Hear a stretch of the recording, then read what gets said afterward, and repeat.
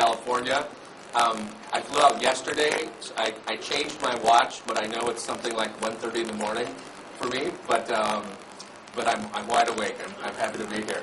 So we're going to talk about talent development, and we're going to have a roundtable discussion. We still have some more seats in the front because this is really about hearing from your peers and your colleagues and sharing best practices.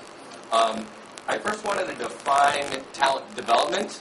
I think a lot of you are familiar with the term talent management. That's been around maybe a dozen years now.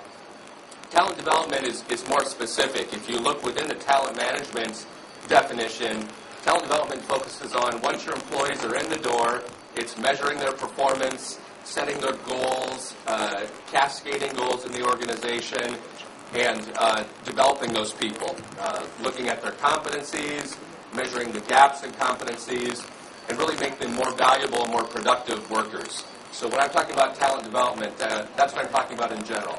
Not specifically succession planning, where you're focusing on maybe the top 3 to 5%, but really all of the talents in your organization, all of the employee base.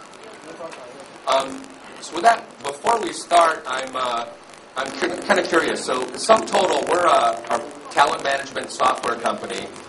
We offer solutions that integrate performance, learning, and compensation that drive business results on a daily business.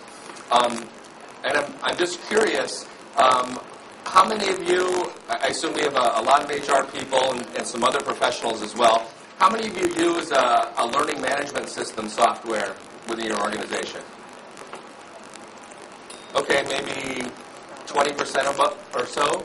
How about when it comes to performance management, your annual performance appraisals, where you're measuring employees? How many of you use a software for that?